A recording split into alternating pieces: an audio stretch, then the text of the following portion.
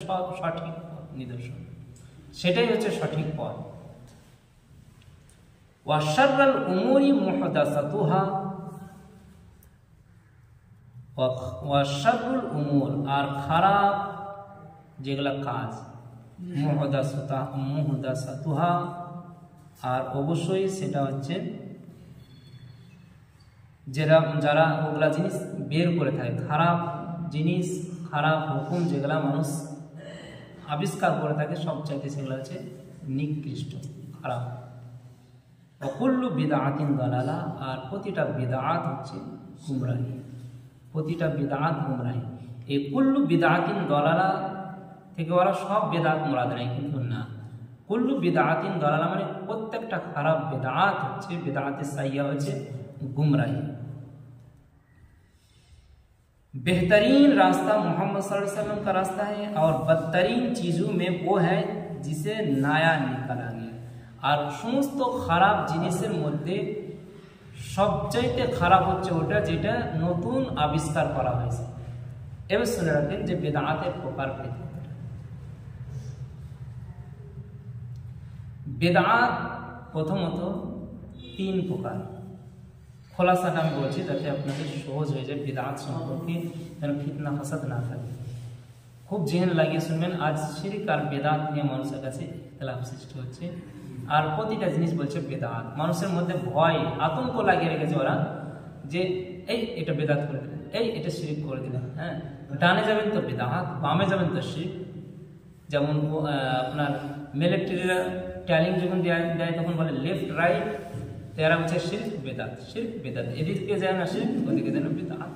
हाँ, तो चलाई मुश्किल वादे शिर्क बेदात हाँ, और ट्रेनिंग मानुष के दाई जे शिर्क बेदात কিন্তু শিরক কাকে বলে এটাও জানতে হবে, বিদআত কাকে বলা হয় এটা আমাদেরকে জেনে নিতে হবে।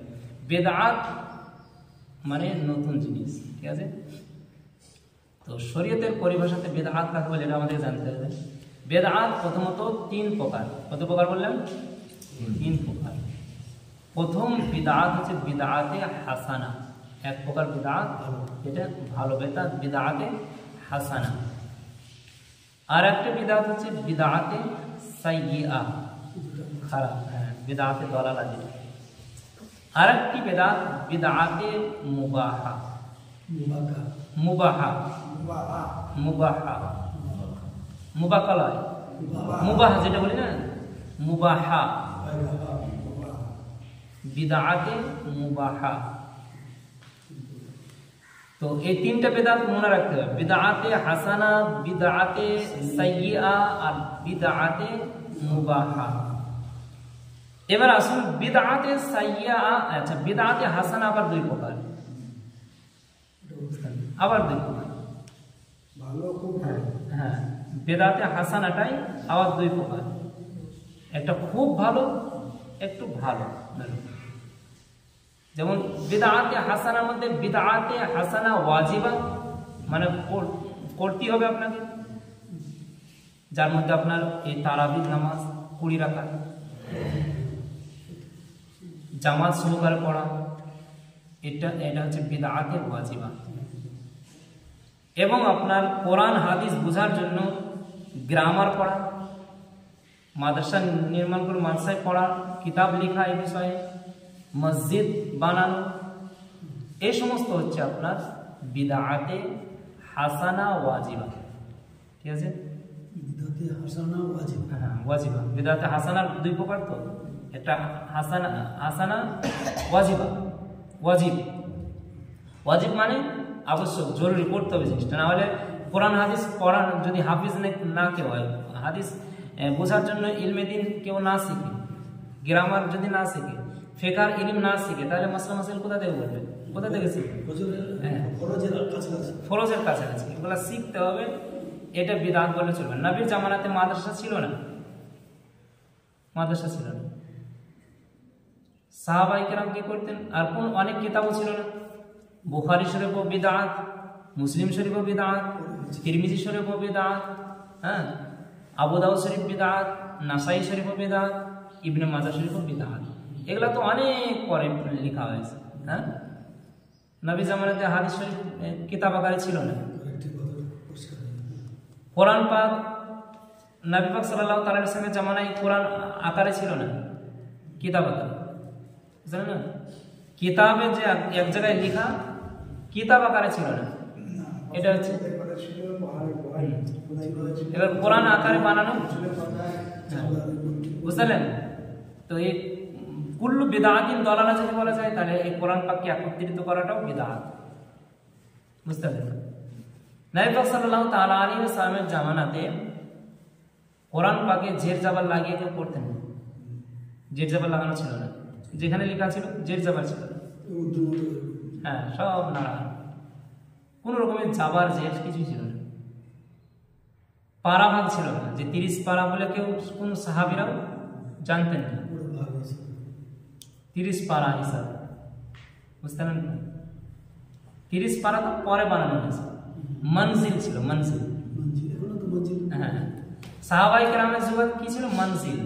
কোরআন পাক 7 মনজিলে 7 দিনে ওনারা খতম করতেন বেশিরভাগ, মানে এক মনজিল করে পড়তেন, 7 দিনে 7 মনজিল সমাপ্ত হতো। পারা হিসাব ছিল না, 30 পারা ছিল না, মনজিল ছিল। তো জের জাবার ছিল না, কোরআন আকারই ছিল না। বলেন তাহলে এবার কোরআনের যেগুলো করা আছে এগুলো তো বিদআত, সবই যদি বিদআত খারাপ হয়ে যায় তাহলে এগুলা কেমন করে আপনার, তাহলে এগুলা কেমন বুঝতে পারবে? খুবই খারাপ জিনিস না, বিদআত করতে হবে, এমন বিদআত না করলে গুনাহগার হবে না। বিদআত মানে সব, হ্যাঁ, বেদাতি যে খারাপ নয়, ইলমে দ্বীন যদি না শিখে তাহলে তো মানুষ গুমরাহ হয়ে যাবে। এই বিদআত অবশ্যই ইলমে গ্রামারের শেখা, ফিকহ শেখা, আলিমে দ্বীন হওয়া, এটা আপনার যদিও বিদআত কিন্তু বিদআতে ওয়াজিব। হ্যাঁ, এবার বিদআতে মুস্তাহাব্বা, কিছু বিদআত আছে যেটা আপনার মুস্তাহাব। মুস্তাহাব মানে ভালো, যেটা আপনার এই যে মসজিদে আমরা পাকা বানালাম, মসজিদকে সৌন্দর্য বানালাম, হ্যাঁ, কোনো জায়গায় হয়তো মানুষের জন্য মুসাফির খানা বানিয়ে দিলাম, ভালো মানুষ চলাফেরা করবে ওই জায়গাতে, নামাজ পড়বে, কিংবা রমজান মাসে ইফতারি করবে, রাস্তাঘাটে কোনো ভালো জায়গা একটা তৈরি করে দিলাম যেখানে মানুষ আসা যাওয়া করে ওই জায়গায় করতে পারবে, আরাম নিতে পারবে, টিউবওয়েল করে দিলাম, অনেক কিছু আমরা উপকারের জিনিস করে দিলাম। হ্যাঁ, এটাও অবশ্যই নবী সাল্লাল্লাহু আলাইহি ওয়াসাল্লামের জামানাতে চালু ছিল, পানির ব্যবস্থা করে দেওয়া, কিন্তু কোনো এমন জিনিস করে দেওয়া যাতে আপনার নবী সাল্লাল্লাহু আলাইহি ওয়াসাল্লামের জামানায় ছিল না, পরবর্তীতে মানুষ ওতে ফায়দা পাবে। হ্যাঁ, সে সমস্ত জিনিসও আপনার বিদআত, কিন্তু বিদআতে মুস্তাহাব, এতে নেকি আছে করলে। আর একটা বিদআত সাইয়্যা, খারাপ বিদআত, যেটা নবীর জামানাতেও ছিল না, সাহাবায়ে কেরামের জামানাতে ছিল না, পরে তারা আবিষ্কার করছে। হ্যাঁ, যেমন ধরেন তাজিয়া দাঁড়িয়ে, তাজিয়া, তাজিয়া, হ্যাঁ, তাজিয়া দাঁড়িয়ে, এগুলা হচ্ছে বিদআতে সাইয়্যা। বিদআতে সাইয়্যা দুই প্রকার, একটা বলে দিই, বিদআতে মুহাররিমা, একটা হচ্ছে তাহরিম হারাম বিদআত, আর একটা হচ্ছে বিদআতে মাকরুহ। মাকরুহ, কোনো ব্যক্তি হিন্দুদের মতো যদি কাসকা লাগায় তো এটা তো কুফরের কাছে পৌঁছে যাবে। তাজিয়া দাড়ি, হ্যাঁ, তাজিয়া দাড়ি করা, ওই যে তাজিয়া বানানো, এগুলা করা না সাহাবীরা করেছেন, না তাবেঈনরা করেছেন, না নবীর জামানাতে তা ছিল, এগুলা শিয়ারা আবিষ্কার করেছে। এখন বাড়ি বাড়ি মানুষরা হয়তো করে রাখছে যে আমরা হুসাইনিওয়ালা। হুসাইন বলে যাননি, ইমাম হুসাইন না কোনো সাহাবী বলেছেন, না কোনো তাবেঈন বলেছেন, না কোনো হাদিসে লেখা আছে, না কোনো কোরআন তো ওই তো বন্ধ হয়েছিল নবী সাল্লাল্লাহু আলাইহি ওয়াসাল্লামের জামানা, তো পরে ইমাম হুসাইনের শহীদ। তাহলে এই সমস্ত জিনিস আবিষ্কার করা, তার উপর আমল করা, যতজন ব্যক্তি আমল করবে ততজনের অতটা গুনাহ হবে, আর যে প্রথম আবিষ্কার করে গেছে তার হাতে অতটাই গুনাহ হতে থাকে। তাজিয়া বিলকুল বিদআতে সাইয়্যা মুহাররিমা, হারাম বিদআতে সাইয়্যা। বিদআতে সাইয়্যা তো একই তো খারাপ, তারপরে এটা হারাম, আরেকটা হচ্ছে বিদআতে সাইয়্যা মাকরুহা, মাকরুহ যেগুলো আপনার মাকরুহ তো অপছন্দনীয়, যেটা অপছন্দ, যেমন ধরে রাখেন 8 রাকাত তারাবি পড়া, এটা হচ্ছে বিদআতে সাইয়্যা মাকরুহ। 8 রাকাত কোনো সাহাবী পড়েননি, কোনো তাবেঈন পড়েননি। হ্যাঁ, 8 রাকাত তারাবি নিজে থেকে আবিষ্কার করে নেওয়া, এটা হচ্ছে আপনার বিদআতে সাইয়্যা আর মাকরুহ, গুনাহগার। যে গতকাল যেমন আমি তারাবির টাইম বললাম হাদিসটা, যে আপনার হাদিসে হযরত আয়েশা সিদ্দিকা রাদিয়াল্লাহু তাআলা আনহা থেকে হাদিস বর্ণিত, নবী পাক সাল্লাল্লাহু তাআলা আলাইহি সাল্লাম এটা 12 মাসের আমল উনি বলেছেন, শুধু রমজান মাসে নয়, 12 মাস তিনি পড়তেন। নবী পাক সাল্লাল্লাহু আলাইহি সাল্লাম 12 মাস 11 রাকাত পড়তেন, তাহাজ্জুদ 8 রাকাত আর বেতের 3 রাকাত, আবার 1 রাকাত বেতের বাড়ি নিয়েছে। এটা হচ্ছে আপনার হিসাবে মিল খায় না। নবী পাক সাল্লাল্লাহু এই হাদিসটা আবার এক মানছে ওরা, আর 1 রাকাত বেতের আবার কেমন করে পেল? হ্যাঁ, তাহলে 11 রাকাত তো মিল খেছে না। নবী পাক সাল্লাল্লাহু আলাইহি 8 রাকাত তাহাজ্জুদ পড়তেন আর 3 রাকাত বেতের, তাহলে তো 11 রাকাত পূর্ণ হয়ে যায়। এবার এরা কি করেছে, যে রমজান মাসে তারাবি বাদ দিয়ে শুধু 8 রাকাতই পড়ছে।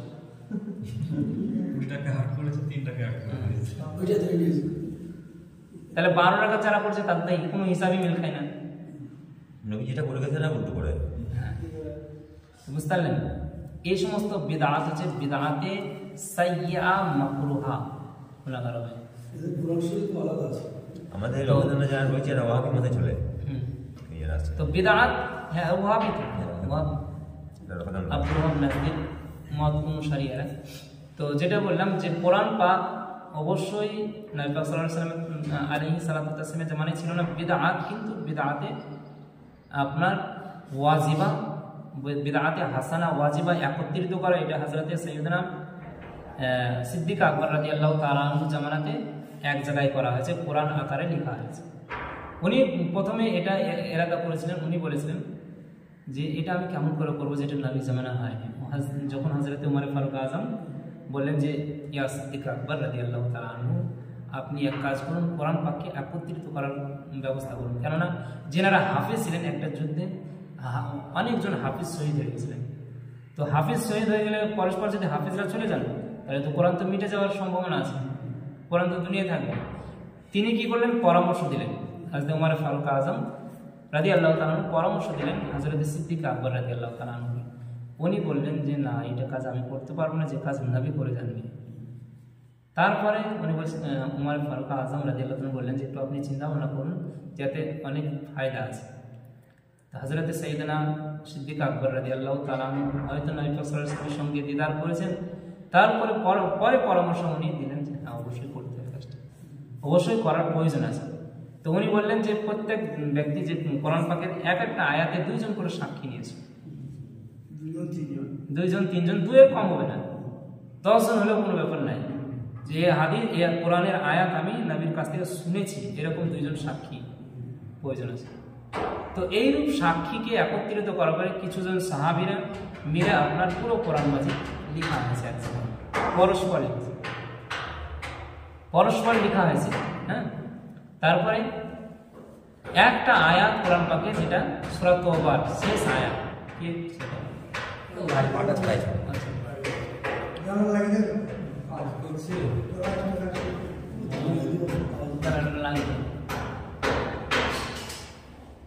তো একজন সাহাবী যিনার একটা সাক্ষী যথেষ্ট, সে সাহাবীর নাম তো জানছেন,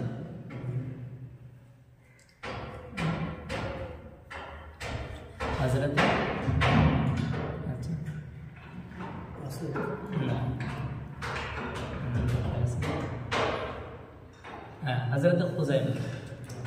হযরত খুজাইমা রাদিয়াল্লাহু তাআলা আনহু, যিনাকে 2 জনের সমতুল্য করে দিয়েছিলেন নবী সাল্লাল্লাহু আলাইহি ওয়াসাল্লাম, ইনি একাই সাক্ষী দিলেন 2 জনের সমতুল্য হয়ে গেল।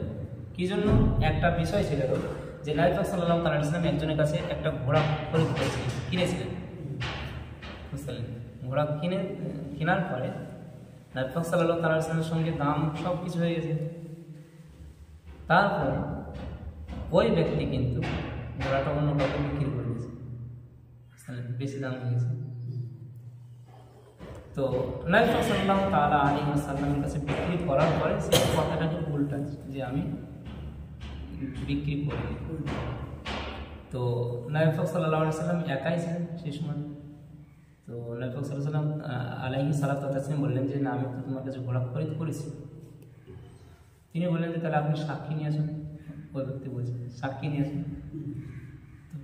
নবী পাক সাল্লাল্লাহু আলাইহি ওয়াসাল্লাম সাক্ষী তো সেই সময় ছিল না।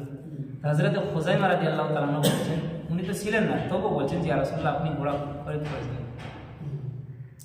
হ্যাঁ, তো হযরত খুযাইমাকে নবী পাক সাল্লাল্লাহু আলাইহি ওয়াসাল্লাম বললেন যে খুযাইমা তুমি কেমন করে জানলে যে আমি কিনেছি? তো বলছি ইয়া রাসূলুল্লাহ আপনি এই কথা কি মিথ্যা বলবেন? যে বড় বড় জিনিস আপনি যখন আমাদেরকে বলেছেন আমরা বিশ্বাস করে নিয়েছি, আল্লাহকে এক বলেছেন, আমরা কোনো দলিল চাইনি, বিশ্বাস করে নিয়েছি। কোরআন হাদিস জান্নাত জাহান্নাম সব কিছু আমরা বিশ্বাস করে নিয়েছি, আর এই কথাকে আমি বিশ্বাস করি না যে আপনি ঘোড়া খরিদ করেছেন। এই জন্য আমি সাক্ষী দিলাম যে আপনি ঘোড়া খরিদ করেছেন। বুঝলেন কেন? তো এই জন্য তখনই নবী পাক সাল্লাল্লাহু আলাইহি ওয়াসাল্লাম বলেন, যাও তুমি একাই যদি সাক্ষী দিয়ে দাও কোনো বিষয়ে, তো দুইজনের সমতুল্য হয়ে যাবে। তো নবী পাক সাল্লাল্লাহু আলাইহি ওয়াসাল্লামকে আল্লাহ মালিক বানিয়েছেন, যাকে যা ইচ্ছা বানাতে পারেন।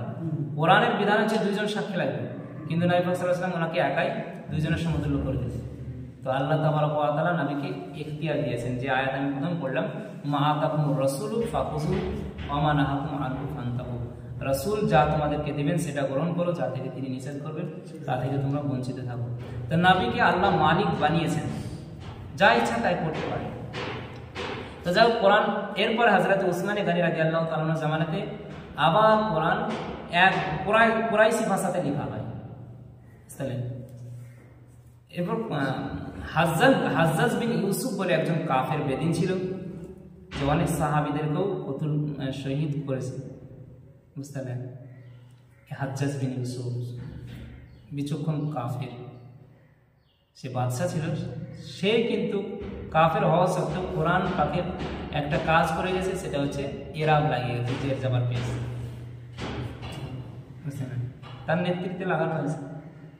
এবং রুকু আর পারা যে কে ভাগ করেছেন, রুকু ভাগ করা হয়েছে যত সম্ভব আপনার তারাবি এক রূপ করে পড়তেন, দিয়ে আপনার কি করতেন, হ্যাঁ 27 খতম করতেন। তো 27-এর হিসাবে আপনার রুকু ভাগ করা হয়েছে।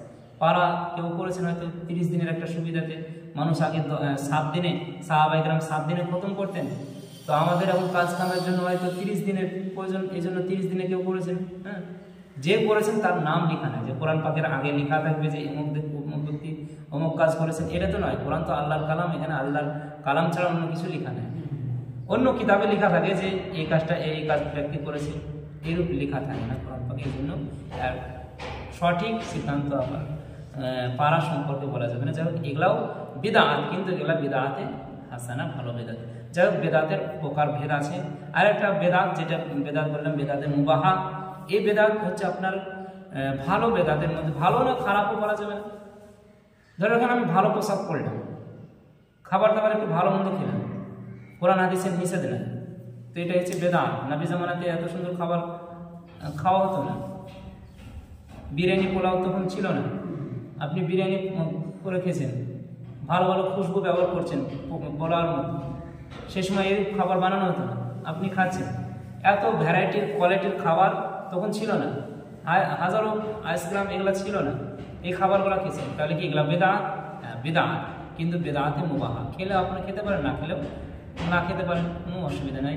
যাই হোক, বেদাত হলে আমাদেরকে বেদাতের প্রকারভেদ জানতে হবে। আল্লাহ তাবারক ওয়া তাআলা আমাদের সকলকে যেন ইলমে দ্বীন শিক্ষা করার তৌফিক এনায়েত করুন। আল্লাহুম্মা আমিন। ওয়া আখিরু দাওয়ানা আলহামদুলিল্লাহি রাব্বিল আলামিন। আসসালাতু ওয়াসসালামু আলাইকা ইয়া রাসূলুল্লাহ ওয়া আলা আলিহি ওয়া সাহবিহি ওয়া সাল্লাম ইয়াউমাল জাযা। আল্লাহুম্মা আমিন। الله رب محمد صلى الله عليه وسلم وعلى آله وآله أبد الظهور وكرما نحن عباد محمد صلى الله عليه وسلم اللهم ربنا آتنا في الدنيا حسنة وفي الآخرة حسنة وقنا عذاب النار وقنا عذاب القبر وقنا عذاب الحسر وقنا عذاب الدارين وصلى الله تعالى على خير خلقه ونوعشه سيدنا محمد وآله وصحبه أجمعين آمين ثم آمين لا إله إلا الله محمد رسول الله প্রতিদিন বসার চেষ্টা করুন রমজানের শেষ পর্যন্ত অনেক কিছু ইলমি দিন শেখা হবে।